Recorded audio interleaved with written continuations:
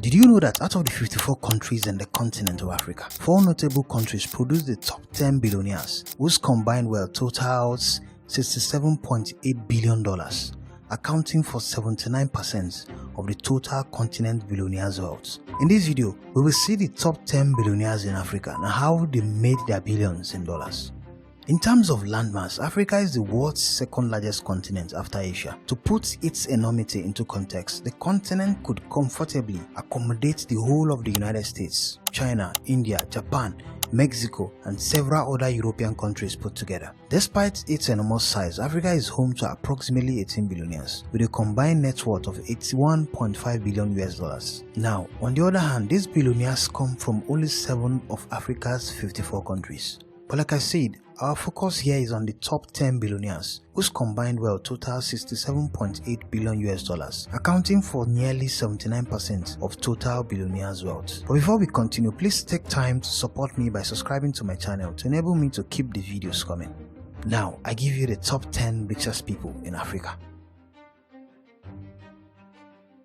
The main source of Mohammed Mansour's fortune is the Mansour Group family conglomerate, which was established in 1952 by his late father, Lotfi, and currently employs 60,000 people. In 1975, Mansour opened General Motors dealership in Egypt and went on to become one of the company's biggest global distributors. Additionally, the Mansour Group is the sole distributor of Caterpillar equipment in Egypt and 7 other African nations. Mansour, who is both Egyptian and British, served as Egypt's Minister of Transport under Hosni Mubarak's administration from 2006 to 2009. Mansour is presently the 10th richest individual on the African continent with a $3.6 billion fortune, according to Forbes magazine.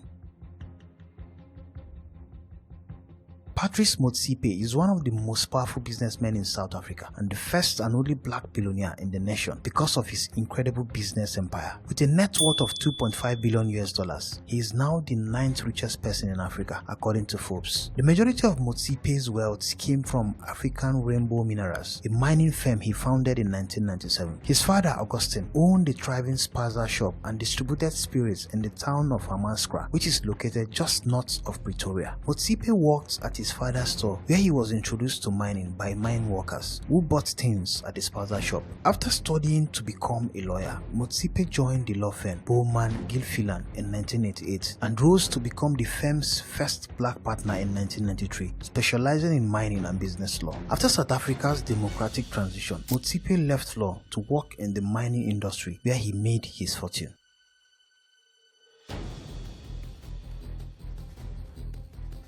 Najib Sawiris is an Egyptian businessman who built a $4.6 billion fortune with bold leverage bets on telecom businesses and gold mines all over the world. He made it to Forbes magazine's list as one of the richest Arabs in 2022. With only 5,000 Egyptian pounds, Sawiris drew the first line of his success story and managed to turn it into $250,000 in just 2 years, which convinced his billionaire father, Onsi Sawiris, to partner up with him. Sawiris is an Egyptian family that has been in business for decades. Onsi Sawiris and his 3 sons, Najib, Sami, and Nasif, are considered to be among the wealthiest individuals in Egypt and the Arab world. After graduating from high school, Najib traveled to Switzerland to study mechanical engineering and technical administration in Zurich. Upon return from Switzerland, he founded the information technology and telecommunications sector at his father's Orascom. He also managed to acquire La Mancha Holding as well as Canada-based gold producer. In 2012, Najib Sawiris was appointed chairman of the company.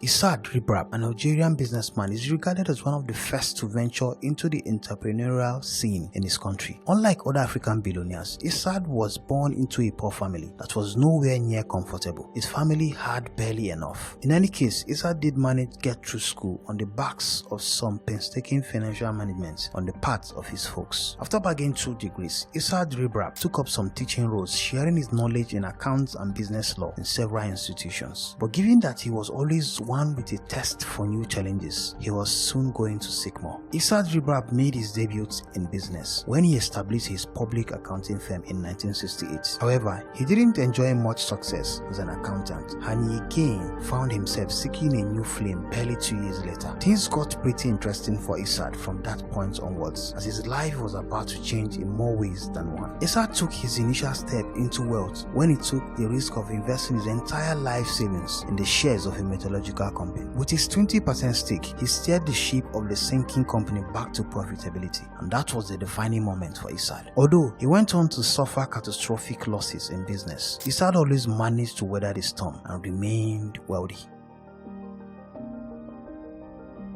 Mike Adenuga worked as a taxi driver to fund his university education at Northwestern Oklahoma State University and Peace University in New York, both in the United States of America, where he bagged degrees in business administration. Adenuga made his first million in 1979 at age 26, selling lace and distributing soft drinks. In 1990, he received a drilling license, and in 1991, his consolidated oil struck oil in the shallow waters of southwestern Ondo State, making him the first indigenous oil company to do so in commercial quantity. According to Forbes magazine, Adenuga is currently the 6th richest man in Africa with a net worth of $6.1 billion US.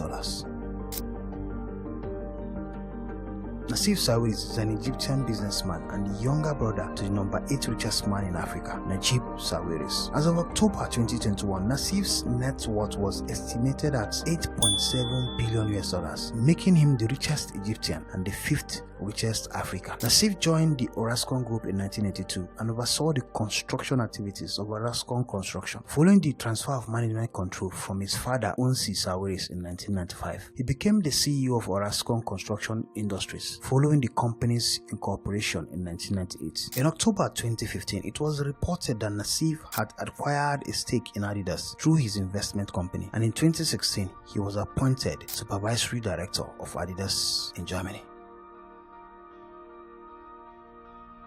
Abdulsamad Rabiu is a Nigerian billionaire, businessman and philanthropist. His late father, Khalifa Rabiu, was one of Nigeria's foremost industrialists in the 1970s and 1980s. Abdulsamad is the founder and chairman of the BUA Group, a Nigerian conglomerate concentrating on manufacturing, infrastructure and agriculture, and producing a revenue of over $2.5 billion US. He is also the chairman of the Nigerian Bank of Industry. On 7 July 2020, Forbes magazine estimated Rabiu's wealth at $3.2 billion US, putting him 716th in the global billionaires club. In January 2022, he was reported to be the 2nd richest man in Nigeria. In April 2022, he was reported to be the 5th richest man in Africa with a net worth of $6.7 billion US. In January 2023, Rabiu was reported to have become the 4th richest man in Africa. Nicholas Oppenheimer is a South African billionaire businessman. He was formerly the chairman of the Best Diamond Mining Company and its subsidiary, the Diamond Trading Company, and former deputy chairman of Anglo American. Oppenheimer is the grandson of Anglo American founder Ernest Oppenheimer, who was the first generation to head De Beers in 1929. In 2012, Nicky Oppenheimer, the heir to the De Beers Diamond Empire, sold the company for $5.1 billion US in cash to mining company Anglo American, accounting for 40% of the business. Oppenheimer established Fireblade Aviation, a charter flight company in Johannesburg, in 2014. He owns at least 720 square miles of protected area in South Africa, Botswana, Zimbabwe, and Mozambique. Nicholas Oppenheimer is worth the sum of $8.3 billion US. Johan Rupert is a South African billionaire businessman and the eldest son of business tycoon Anton Rupert. He is the chairman of the Swiss-based luxury goods company Richemont and the South Africa-based company Remgro. Rupert and their family were ranked the richest in South Africa on the 2023 Forbes list with an estimated net worth of $10.7 billion US. Rupert dropped out of university to pursue a business career. However, in 2004, the university awarded him a honorary doctorate in economics. Rupert served his business apprenticeship in New York City, where he worked for Chase Manhattan for 2 years and Lazard Freres for 3 years. He then returned to South Africa in 1979 and founded Rand Merchant Bank, of which he was the CEO. Shortly after graduating from college at 21, Dangote borrowed 500,000 naira, which is around $500 in today's exchange, from his uncle to import and sell agricultural commodities in Nigeria, his native country.